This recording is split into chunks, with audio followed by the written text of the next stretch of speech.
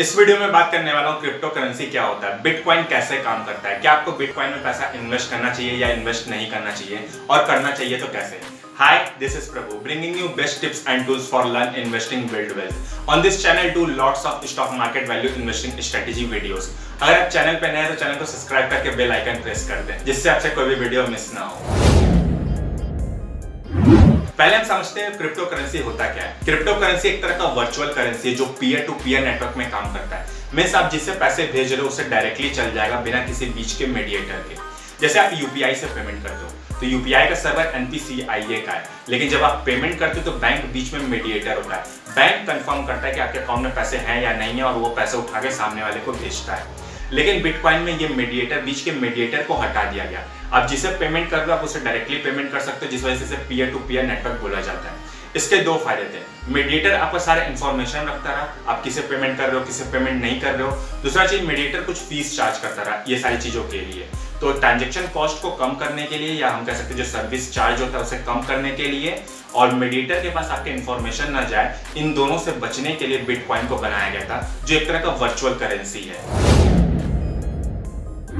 Bitcoin काम कैसे करता है अब वो समझते हैं। बेसिकली बिटकॉइन ब्लॉकचेन मेथड पे काम करता है। जो भी ट्रांजैक्शन आप बिटकॉइन में करते हो उसका एक ब्लॉक बन जाता है और एक के बाद एक ब्लॉक बनता जाता है, जिसे हम ब्लॉकचेन मेथड कहते हैं। एक ब्लॉक का साइज मैक्सिमम 1 MB का होता है। जैसे ही वो ब्लॉक भर जाता है नया ब्लॉक बन जाता है और उस ब्लॉक में जो भी ट्रांजैक्शन सेव होता है वो माइनर्स के द्वारा वेरीफाई किया जाता है। जब माइनर्स उसे वेरीफाई कर देते हैं तब वो डेटा या ट्रांजैक्शन उस ब्लॉक में जाके सेव होता है या सील हो जाता है, जिसे ना ही तो चेंज किया जा सकता है ना ही तो डिलीट किया जा सकता है कभी भी।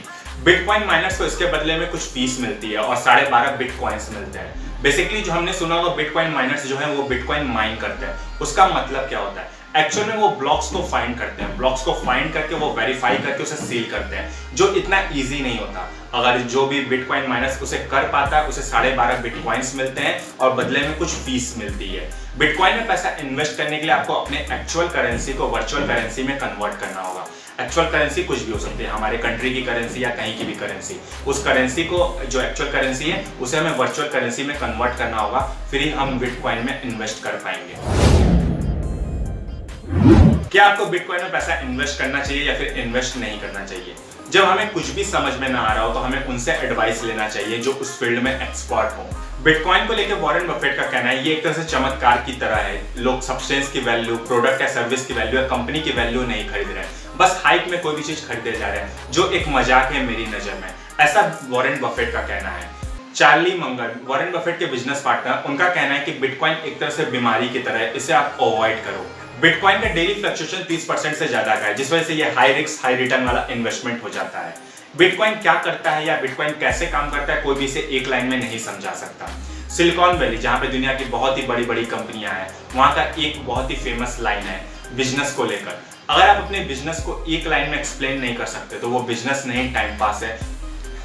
ऐसे ही स्टॉक मार्केट वैल्यू इन्वेस्टिंग सीखते रहने के चैनल को सब्सक्राइब करके बेल आइकन प्रेस कर दे जिससे आपसे कोई भी वीडियो मिस ना हो। हमसे जुड़े रहने के लिए, वीडियो को बार बार पूरा आके देखने के लिए आपका बहुत बहुत धन्यवाद।